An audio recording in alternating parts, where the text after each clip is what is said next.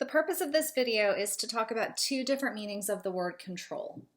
So when we do research, we sometimes use this word control, but there are actually two very different meanings of the word control in research.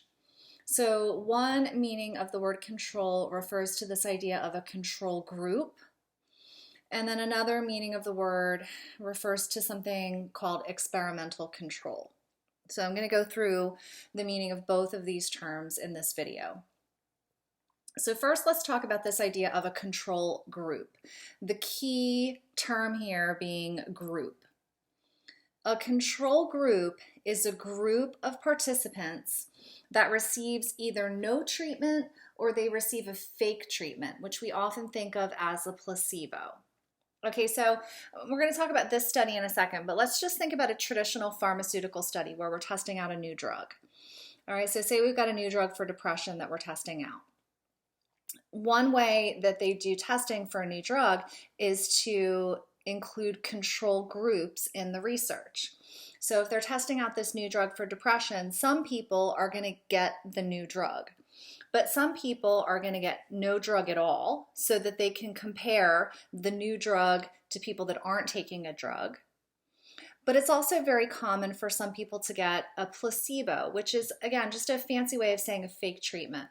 So some people in that study might swallow a sugar pill, for example, that has actually no antidepressant qualities about it. It's just simply a sugar pill.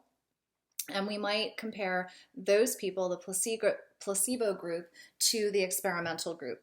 Because sometimes simply the act of taking a pill makes people feel like they're better. All right, so in terms of pharmaceuticals, those are kind of examples of control groups. So a group that receives no pill at all or a group that receives a fake pill. So often in this class, you're going to be asked to look at a study and determine whether something is in fact a control group. So here's our alcohol and speech study. So remember, we've got a group of participants. We gave some people 0 drinks and we gave some people 2 drinks. So thinking about these two groups, is one of these two groups arguably a control group? The purpose, by the way, this is kind of important, the purpose of a control group is to establish baseline. All right, so when we're doing any sort of study or an experiment, sometimes we want to know if a treatment worked. And in order to do that, we need to know how people behave without a treatment. So the purpose of a control group is to establish some sort of baseline. So in this study where some people get 0 drinks and some people get 2 drinks, can you argue that one of these groups is a control group? And hopefully you will agree with me that the 0 drinks group is a clear example of a control group. Now notice, they're still in the study. We still have data on them. In this alcohol and speech study, you have to assume we still had them read the tongue twister. So they're participants.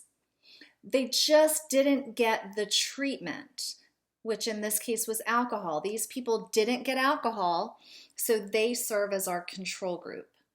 And in this class, basically anytime you see a column of data with a 0 before it, chances are that's going to be a control group. Now in this study, we only had 2 groups, but if we had a group that got, for example, a fake drink, like a fake beer, that could be a control group as well. All right, so when you're trying to find a control group, if I ask you a question about a control group, it's going to be, I'm asking you to identify whether a column of data in the study, whether one of the actual groups is a control used to establish baseline.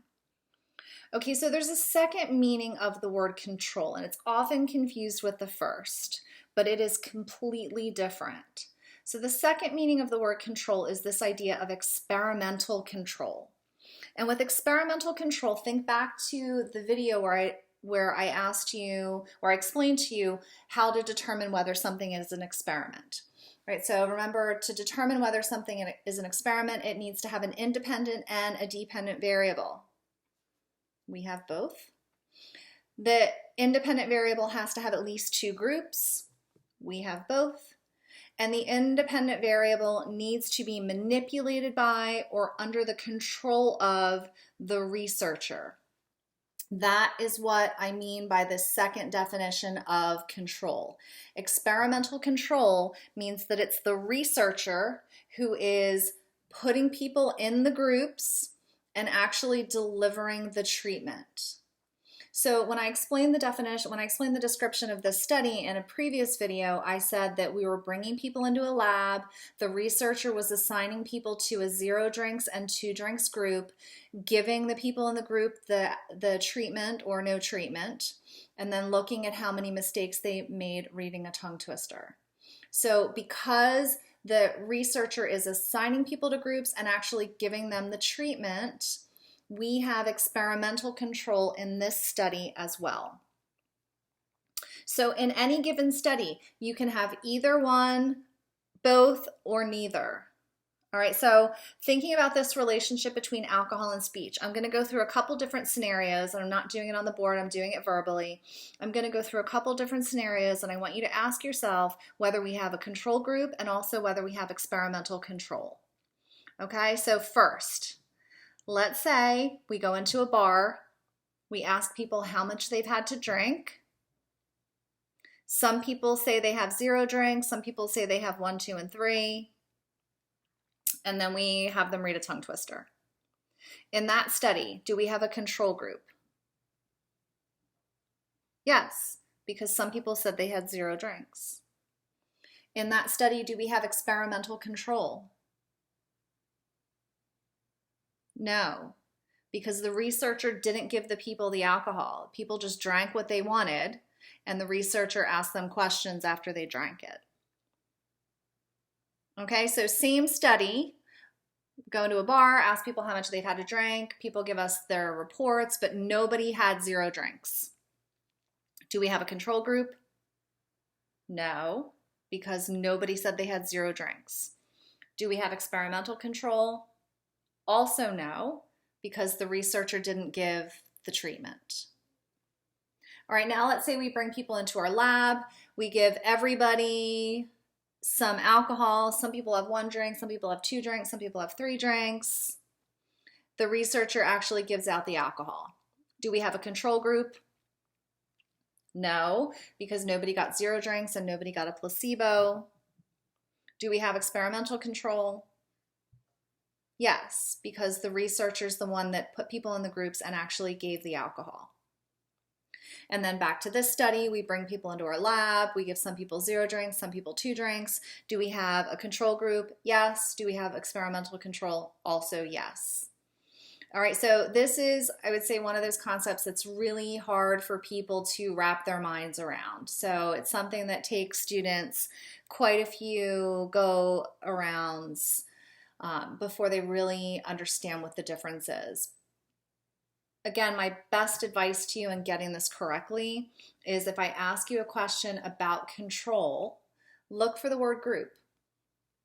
If I mention group, control group in the study, I'm talking about this first meaning, the establishment of baseline.